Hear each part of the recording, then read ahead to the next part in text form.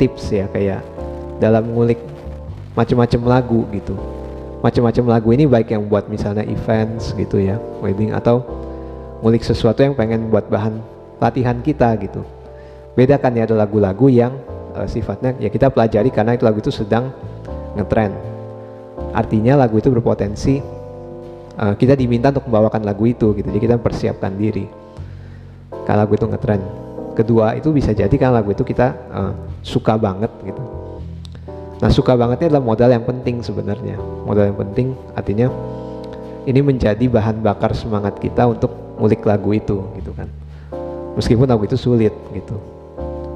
Kedua, karena lagu itu gak suka banget. Dan yang ketiga, karena lagu itu mau kita pakai untuk bahan latihan, untuk ya menambah wawasan, nambah ilmu gitu kan, nambah skill. Jadi lagu itu kita kulik. Masing-masing model lagu ini cara nguliknya bisa berbeda sih, tapi secara umum ya, gue lebih suka nomor satu itu adalah mengandalkan pendengaran gitu ya, hearing. Jadi ketika gue dengar suatu lagu, gue nggak langsung mendorong diri gue atau maksa diri gue untuk langsung cobain di instrumen gitu. Misalnya gue dengerin satu lagu ya, terus gue langsung pencet-pencet gitu kan, langsung bunyiin atau apa. Gue maunya dengerin dulu. Jadi ini kalau waktu tidak terbatas ya, misalnya waktu gue nggak terburu-buru, maksudnya gue lagi tidak terburu-buru, gue dengerin dulu satu kali puter, satu kali jalan sampai habis. Terus putaran kedua baru gue mulai mencoba mencatat gitu ya. Dan tahap ketiga baru gue coba di instrumen gitu. Tahap pertama gue dengarkan secara overall gitu untuk tahu lagu ini kira-kira bayangan, kan lagu macam-macam ya, ada yang misalnya mulai dengan intro, verse, chorus, balik lagi. Tapi ada juga lagu yang mulai dari chorus tuh, ada lagu yang nggak pakai intro langsung masuk gitu. Nah, jadi gue listening pertama kali itu adalah untuk mendapatkan gambaran ya secara umum mengenai urutan lagu, mengenai warna musik, mengenai jenis ritme gitu kan, sekalian nah dasarnya gitu kan. Nanti juga di putaran kedua gue dengar, gue nyatet. Jadi gue nyatet itu adalah progresi ya. Misalnya gue kan dalam hal ini gue main keyboard ya, pertanyaan ini dalam hal gue main keyboard, gue termasuk orang yang utamain chord sih. Jadi gue catat chordnya dulu sebelum melodi detail gitu. Gue catat chordnya dulu, habis itu baru ya pause and rewind gitu ya, pause and rewind. Kalau ada melodi detail yang penting ya gue tulis baru belakangan gitu. Dan di tahap ketiga gue baru coba dengan instrumen gitu.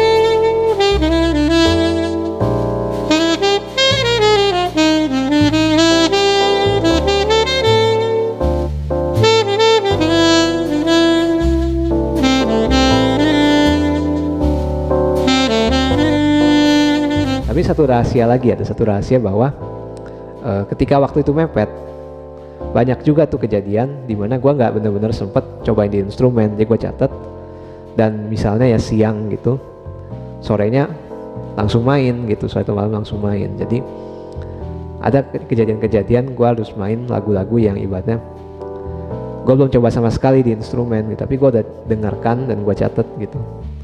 Dan biasanya kalau itu didengar dan dicatat dengan maksimal, dengan baik gitu ya, dengan fokus, biasanya ketika main itu biasanya lebih dari 80% biasanya aman gitu, biasanya lebih dari 80% aman.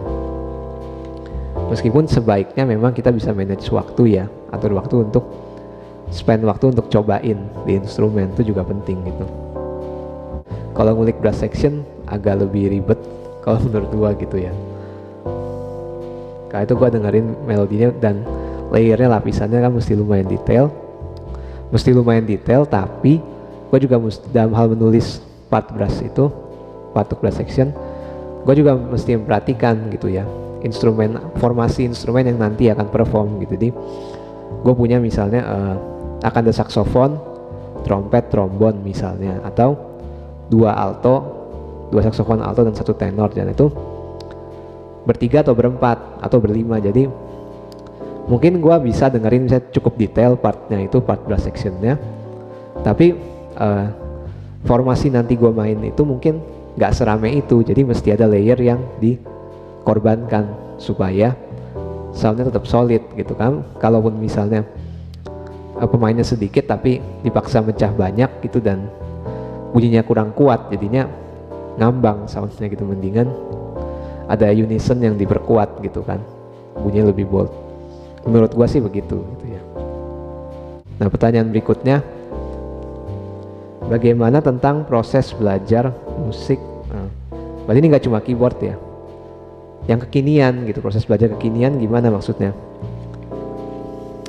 Kalau keyboard atau piano kan sekarang banyak ya aplikasi ya yang pakai visual gitu, udah kayak kita main zaman DDR, Dance Revolution atau apa tuh ya, maklum umur ya, gue taunya Dance Revolution, tapi sebenarnya kan ada banyak game lain yang pakai keyboard atau apa yang bukan piano tiles, apa namanya itu, pokoknya yang game musik tapi dengan itunya keyboard piano gitu kan, ada gambar-gambarnya, kita ikutin, pencet sesuai timing di aplikasi gitu.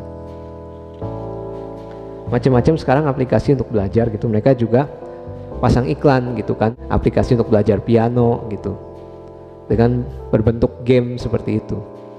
Apakah itu baik gitu? Kalau untuk aplikasinya itu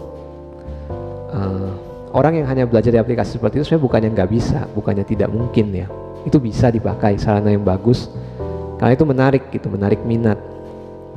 Tapi untuk mempelajari itu kan mempelajari memainkan piano ya atau keyboard ya, tapi untuk mempelajari musik secara lebih full akan lebih baik dia belajar dari proses jamming misalnya, dari proses ngulik lagu sendiri kayak tadi, proses ngulik lagu, proses bermain sendiri dengan metronom gitu, entah kita main gitar atau main piano, keyboard gitu, dengan metronom main lagu, mencari melodi sendiri gitu.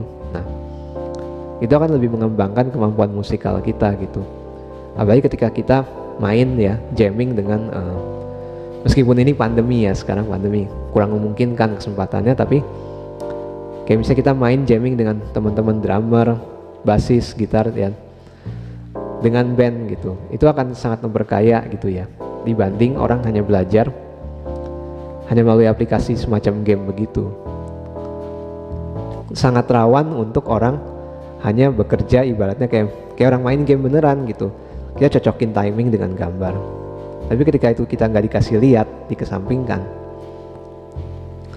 kita jadi nggak siap dengan rasanya, dengan feeling musikalnya gitu.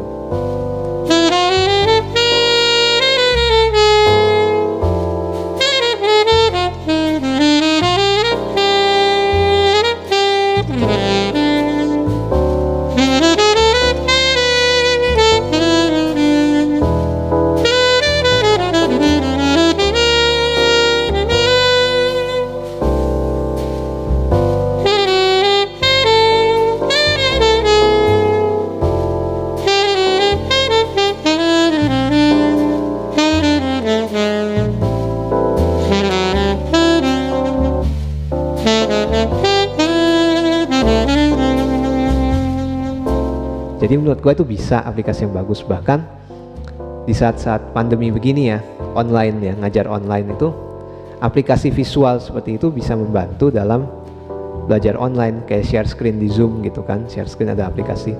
Karena itu mesti diakui ketika ngajar keyboard itu sulit ya, pakai webcam gitu, ngatur angle yang bagus gitu untuk ngasih lihat tangan kita gitu kan, susah kan.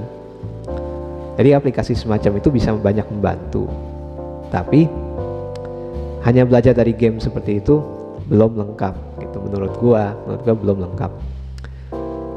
sepertinya beberapa pianis, keyboardist juga di luar sana, di luar negeri juga banyak yang mengkritisi ya pemakaian aplikasi semacam itu.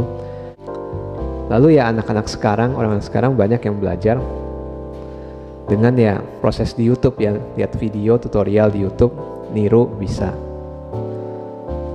Nah itu bagus karena ibaratnya ilmu pengetahuan sekarang sangat banyak yang bisa didapat dari mana-mana gitu. Termasuk mengenai King Jazz yang heboh banget baru-baru ini ya. Dulu udah pernah heboh, cuma sekarang lagi naik daun lagi sih Bapak King Jazz ini ya. Tapi intinya gitu, ilmu pengetahuan banyak sekali bisa dapat di mana-mana. Tapi memang yang kembali lagi adalah masing-masing ilmu itu punya arah dan warnanya ya. Jadi mungkin bagi orang yang awal belajar, mungkin agak sulit untuk menentukan atau mengelompokkan, oh ini jurusan ini aliran ini gitu. Sangat mudah untuk mereka tercampur aduk gitu, dan ya bingung mana yang benar, mana yang harus diikutin gitu. Jadi menurut gua faktor guru privat juga penting gitu ya, meskipun nih lagi pandemi nih gitu ya. Ada beberapa temen yang udah ngajar secara offline sih, kalau kondisi mereka memungkinkan ya itu oke aja, tapi secara online pun bisa dimaksimalkan sebenarnya. Teman-teman juga ya sekalian iklan ya, kalau teman-teman ada yang berminat untuk belajar keyboard atau saksofon secara online sama gue juga bisa, nanti bisa DM, bisa message gue aja ya.